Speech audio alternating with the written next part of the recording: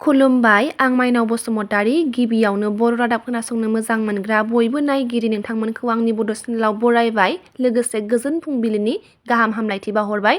नोंथांमोननि खोनानानै फैबाय आं गोदान मोनसे रादाब अन्नानै भिडिअखौ जोबजासिम नायलांदो। दिनैनि गिबि रादाबाव दङ बर'नि सासे राफोद मिउजिक एरेन्जार आरो हारिमु सिबियारि उदालगुरि जिल्लानि बेलगुरि शास्त्रपारा गामिनि तपेश्वर दैमारि बिथाङा अबथिरा रुंसारि जाबाय होननानै खौरां मोननाय जादों। बिथांनि अबथिरा रुंसारि जानायाव बर' सावथुन मुलुग आफाद आरो हारिमु सिबिनाय बिथिङाव गोबां मावनो गोनां बिहोमा हाबाफोरा आद्रा जानानै थालांबाय।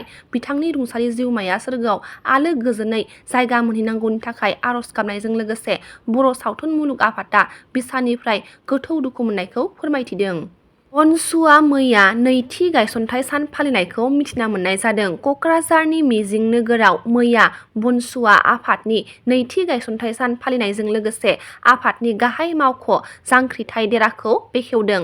हाबाफारि बादियै फुंबिलि समाव आफादनि फिरफिला बिरहोनाय मुंख्लंफोरनो बिबार बावनाय लोगोसे बड'फा उपेन्द्रनाथ ब्रह्मनि सावगारियाव बिबार बावनाया जानानै थाङो। बनसुनि बे नैथि गायसनथाइ सानाव आलासि महरै बाहागो लाफैदों बड'लेण्ड जनजाति सुरक्षा मन्चनि मावफुं आफादगिरि दावराय देख्रेब नार्जारि, पद्मश्री डक्टर मंगलसिं हाज'वारि, बड'लेण्ड सेनियर सिटिजेन्स फरामनि सोद्रोमा अमरसिं ब्रह्मजों लोगोसे बनसुनि गासै जिल्लानि मावथि बिथांमोना बाहागो लानायखौ नुनो मोननाय जादों। भारतनि गुबुन हादरनि मावख'आ भारतारिफोरनि थाखाय मोनसे एडभाइजारि फोसावदों।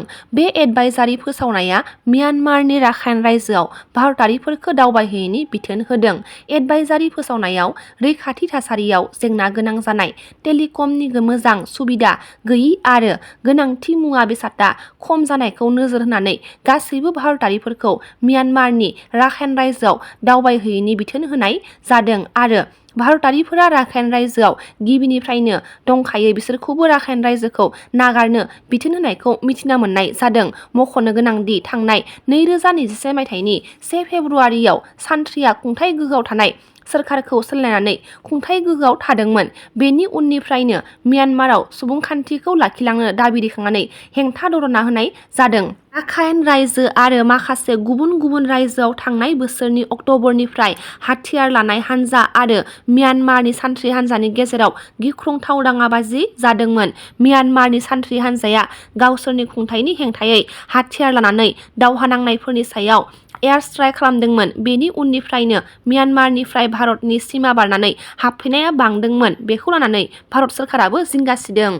मैया मुंख्लं देबनाथ बसुमतारीनि 33थि थैनाय सान फालिदों। उदालगुरि जिल्ला एबसुनि बानजायनायाव आरो डिमाकुसि दख'रा एबसुनि हेफाजाबाव देबनाथ बसुमतारीनि मांखरसालि पश्चिम पथला इउ एन ब्रह्म गोसोखां गोजौ फरायसालिनि साखाथियाव थानाय जायगायाव गाजा गोमजायै फालिनाय जादों।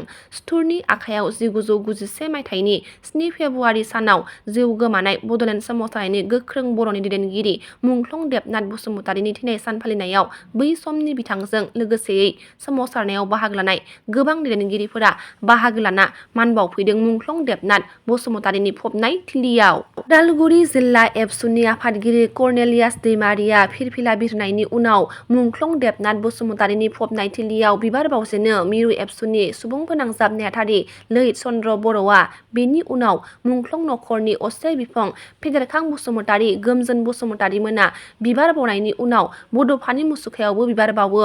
मैयानि बे हाबाफारिखौ उदालगुरि जिल्ला एबसुनि गाहाय नेहाथारि बाबुल बर' दैदेननाय हाबाफारियाव बै समनि दरं जिल्लानि VFनि लिथुमगिरि खगेन बसुमतारी, प्रबिन दैमारि, EM दावबायसा बर'जों लोगोसे डिमाकुसि ओनसोलनि एबसुनि गोबां बारग' दैदेनगिरि, रायजो राजा फरायसाफोरा ज'ज'यै बाहागो लायो।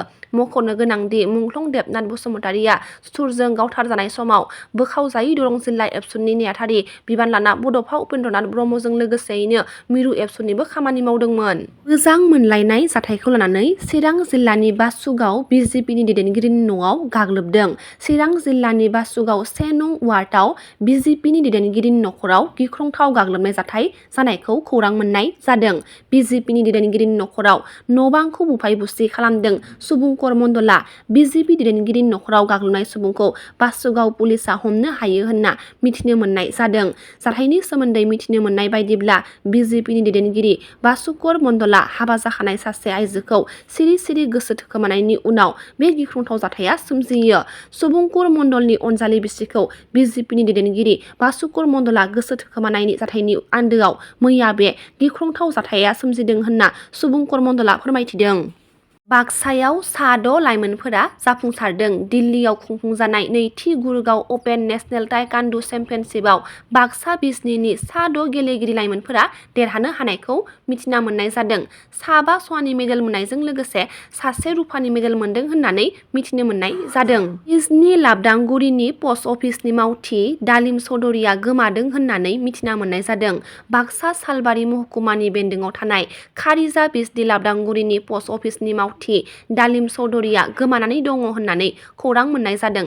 सोरबाफोर दालिम चौधुरीनि सुलाद मोनोब्ला अब्ला 6382149779 बे जानबुं नाम्बाराव आरो जायगानि पुलिसनो खौरां हरनो थाखाय नखरनि सुबुंफोरा खावलायदों।